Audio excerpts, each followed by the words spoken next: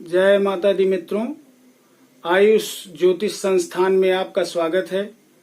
मित्रों, इस समय हमारी चर्चा प्रत्येक लग्न में गुरु के प्रभाव को लेकर के हो रही है, जिसमें वृष लग्न तक चर्चा हो चुकी है। आज हम एक महत्वपूर्ण विषय पर चर्चा करेंगे, जिसको हम लोग सकट योग के नाम से जानते हैं। मित्रों, ये सकट योग जो है ये एक दुर्योग है और व्यक्ति के लिए जीवन में परेशानी उत्पन्न करता है। ये सकट योग कुंडली में बनता कैसे है? तो मित्रों, आपकी कुंडली में लग्न कोई भी हो, केंद्र स्थानों को छोड़ करके गुरु कहीं भी विद्यमान हो, कहीं भी बैठा हो, जैसे उसमें इस सकट योग में एक शर्त है कि कुंडली के 1, 4, 7 और 10 भाव में गुरु नहीं होना चाहिए। बाकी कुंडली किसी भी लग्न की हो और गुरु कहीं भी बैठा हो तो वहां से गिनने पर चंद्रमा 6, 8, 12 नहीं होना चाहिए। मित्रों, यह एक बहुत ही दुर्भाग्यशाली कह सकते हैं, जिसको हम एक दुर्योग मानते हैं।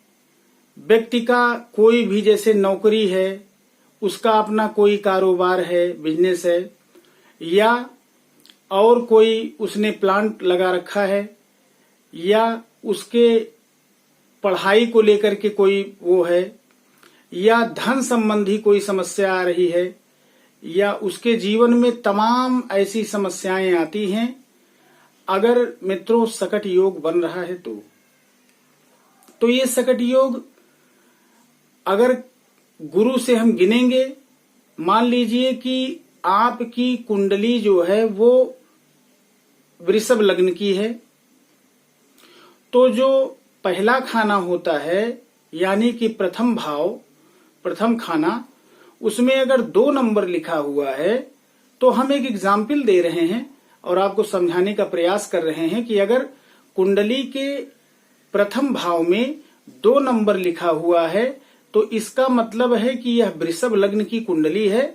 और इस वृषभ लग्न की कुंडली में मित्रों, अगर आपके गुरु तीसरे भाव में विराजमान है, तीसरे भाव का मतलब है कि अगर हम 2 से गिनेंगे तो 2, 3, 4, यानी कि आपके गुरु कर्क राशि में तीसरे खाने में विराजमान हैं।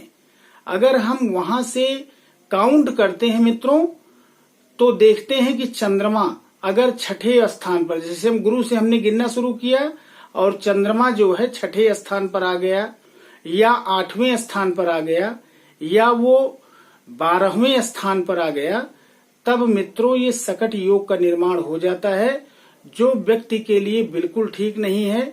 ऐसा व्यक्ति अपने जीवन में हर तरीके की समस्या उसके जीवन में आती है, चाहे वो किसी भी प्रकार की चीज हो, चाहे कारोबार हो, नौकरी हो, या ये जरूरी नहीं है केवल स्वास्थ्य को लेकर के ही। स्वास्थ्य तो नॉर्मल चीज है, अगर छोटी मोटी बीमारियां तो वैसे भी व्यक्ति को लगी रहती हैं, सर्दी जुकाम बुखार, शरीर में दर्द, ये सब तो जनरल चीजें हैं।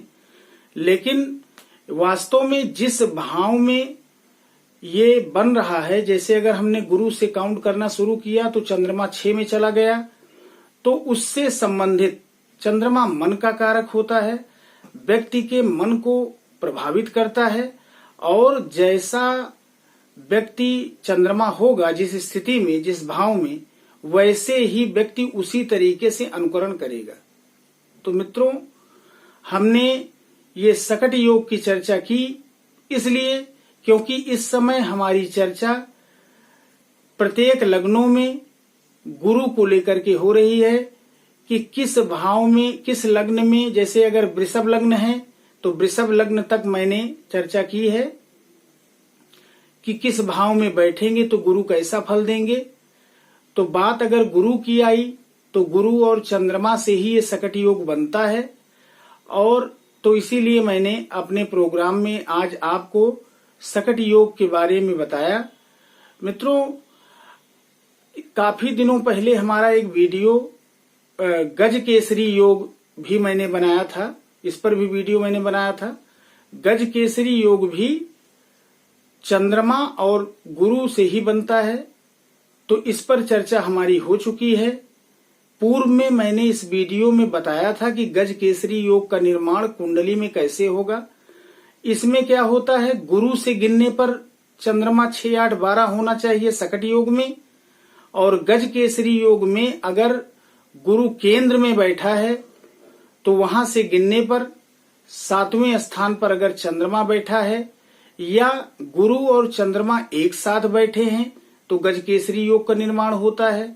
तो गज केसरी योग तो हमारे लिए बहुत ही महत्वपूर्ण है, और अगर मान लीजिए आपकी कुंडली में गज केसरी योग का निर्माण हो जाता है मित्रों, तो बहुत ही अच्छी बात है, और इसका जो रिजल्ट है ये बहुत ही अच्छा आता है, और व्यक्ति जो है जीवन में बहुत ही ऊंचाइयों पर जाता है, और एक तरीके से उसको जो है मान सम्मान, यश, पद, प्रतिष्ठा का लाभ मिलता है। लेकिन सकट योग ऐसा नहीं है। सकट योग जो है एक दुर्योग कहा जाता है। तो मित्रों, सकट योग में गुरु से गिनते हैं, और 6, 8, 12 में अगर चंद्रमा बैठा हुआ है तो सकट योग का निर्माण हो जाता है। तो आज हमने सकट योग के बारे में आपको जानकारी दी और आपको बताया। तो हमारा यह वीडियो आपको कैसा लगा कमेंट बॉक्स में अवश्य दें, और मित्रों हमारे इस चैनल को सब्सक्राइब करें, लाइक करें और शेयर करें। धन्यवाद। जय माता दी।